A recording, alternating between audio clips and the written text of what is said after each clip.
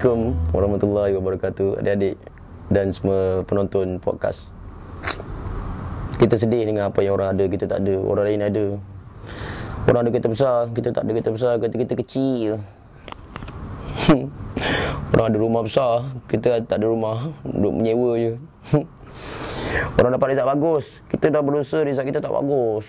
Orang ada anak yang pandai-pandai, anak kita tak pandai. Anak kita nakal-nakal, 7-7 semua masuk jail.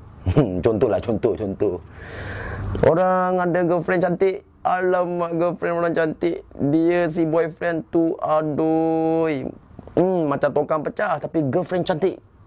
Kita sentiasa tengok orang yang ada segala-galanya, hati kita terdetik. Wah, orang lain dapat apa yang dia nak, kita tak dapat.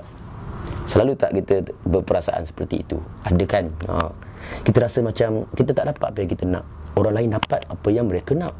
Dan kita jadi rasa susah hati, rasa sedih. Kita rasa macam dunia ni kejam, dunia ni entahlah. Kita rasa give up, kita rasa lemah kan. Kita rasa cemburu dengan orang sebab orang dapat apa yang dia nak, kita tak dapat.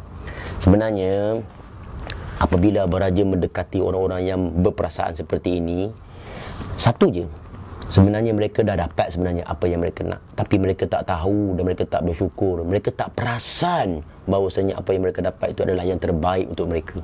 Sebabnya apabila kita tengok, mendekati, kita berbincang hati ke hati dengan orang-orang yang dikatakan dapat apa yang mereka nak ni, rupa-rupanya mereka kata mereka pun tak dapat apa yang mereka nak. Okay?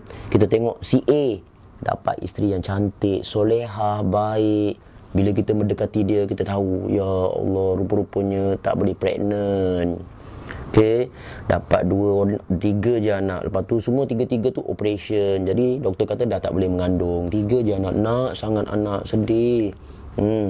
Kita tengok orang yang kereta besar, bergerak ke sana kemari, mewah kereta Pearl. Bila mendekati mereka, kita dapati mereka kata mereka tak dapat apa yang mereka nak. Mereka bukan nak kereta besar, mereka tak plan pun nak ada kereta besar. Tiba-tiba ada, tapi yang mereka nak adalah dapat selalu balik kampung. Tapi tak dapat balik kampung, kereta besar pun sibuk. Okay? Kita mendekati orang yang rumahnya besar, nampak rumahnya hebat kan, mewah. Bila mendekati mereka, mereka kata rumah yang besar tu anak-anak jarang balik, kosong, sunyi. Tidur pun tidur kat ruang tamu, tak tidur dalam bilik, tak ada orang. Rupa-rupanya, okay, tuan-tuan, adik-adik, perempuan sekalian yang tengok video ni, kita sentiasa kata kita tak dapat apa yang kita nak. Sebenarnya kita dapat. Belajarlah bersyukur. Okay? Orang yang ada RM1, dia bersyukur, dialah manusia paling kaya. Orang yang ada RM1 tapi tak bersyukur, dia miskin. Masih tak cukup, miskin. Jangan cakaplah pasal cukup atau tak cukup ni. Manusia ni kan, tak ada kereta, nak kereta, ada kereta, nak apa, nak lori. Dah ada lori, nak apa, nak bas. Dah ada bas, nak helikopter. Dah ada helikopter, nak jet. Kita tak pernah puas benda tu. Kita bersyukur dengan apa yang kita ada, Tuhan akan tambah nikmat dan kita jadi sehat tubuh badan, sehat akal, sehat minda. Kita jadi kuat, bertenaga. InsyaAllah sama-sama kita amalkan. Bersyukur dengan apa yang kita ada. Jangan dengki dengan apa yang orang dapat.